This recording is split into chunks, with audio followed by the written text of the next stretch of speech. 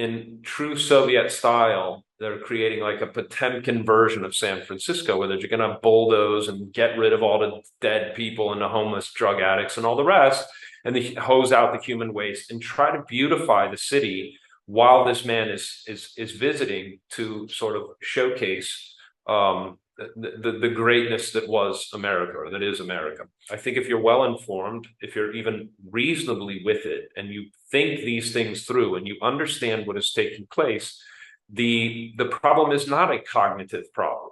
It is not that you are seeing things that aren't true. You're seeing what's happening.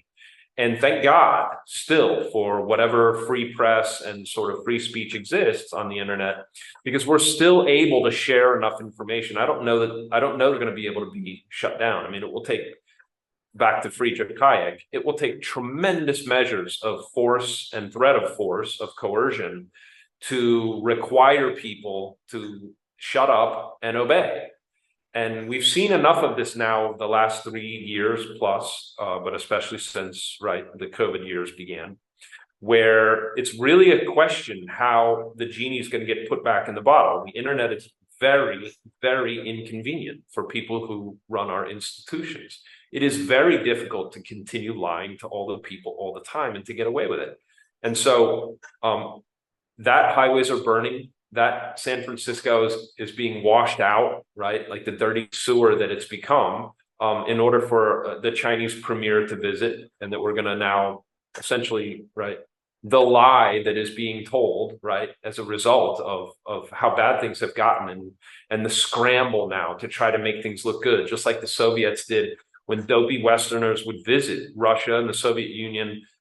They had Potemkin villages, and the idiots from the West would be shown, look how good, like communism's awesome, look how happy everybody is, and all the rest. And obviously it was a movie set, it was set up that way to try to prove a point. And obviously when everybody left, they got back to murdering and torturing people, and et cetera, et cetera. And so we are now doing that to our counterparts in the East, which is significant. And so it's not a cognitive problem. It's not a cognitive bias. What's taking place is, of course, playing out in real time, is the deterioration and the degeneration of the United States. It doesn't bring any joy to point it out. I think it's an awful thing, but that we are now at the point in our public discourse where truth is dying. Truth is on the way out. You will no longer be allowed at some level, at some point, even videos like this will be banned and will be outlawed because, as Hayek pointed out, it's detrimental to the collective spirit of cooperation and collaboration and essentially obedience to have anybody saying that things aren't good. If you point out that San Francisco's a shithole, or that an LA freeway burned, into cinders and nobody can drive on it, this is no longer acceptable. We don't want that kind of propaganda. And the people who run the institutions and the deep state essentially is big tech now, And so anybody saying anything about it clearly isn't patriotic enough and isn't on board with, whatever the ruling administration is going to order you to do, which first and foremost is obey. And so that's where we are today. It's 21st November 2023. And the reason all this matters is because at some stage, we know how this plays out. We know what's coming. You can understand that if there's a deliberate intention to ignore the dissatisfaction of a huge segment of the population, who would really rather not support the ruling agenda and the administration and power in Washington, well, that's a problem. And that's a problem that's on a collision course with the people who get to decide and make decisions and use the power of the state, which is the power to legally employ force to enforce their agenda, to apply pressure and coercion, to commit fraud, if necessary. That all of those things can be brought to bear against the population. And so to me, it's not out of the realm of possibility that we are really very near to the inflection point where things get very unpleasant very quickly. That's what history says. Robert Kennedy, RFK, who I think is a very interesting candidate, no doubt about it, a very interesting person considering his past and his family. But he said, and he's quoted as saying now everywhere, there's never been a time when the good guys were in favor of censoring free speech. Never. But that's what's happening. So make of that what you will.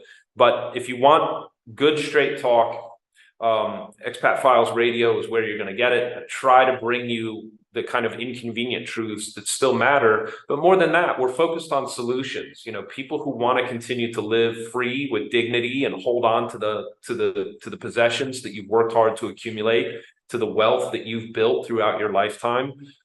There's no reason to think you're going to be left alone if you stay in your home country. The good news is there's a lot of places outside of North America where you can have a fabulous lifestyle and set yourself up to be very, very difficult to reach by your home government. That's what we do here. All of everything that I teach and everything that I share with you on this channel and in all of my materials completely legal, but you need to take steps soon. You need to act quickly. You don't have a lot of time.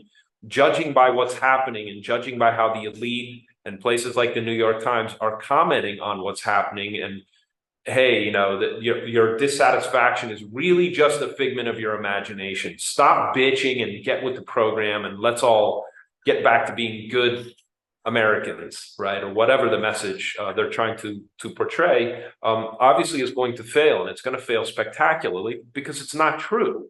And the real dissatisfaction is, of course, that things are breaking down and that our institutions have betrayed us and that there are things that need to be discussed and that need to be fixed in the United States, and that there's almost nobody anywhere talking about how to do that. And it certainly doesn't look good that that those solutions are going to be forthcoming.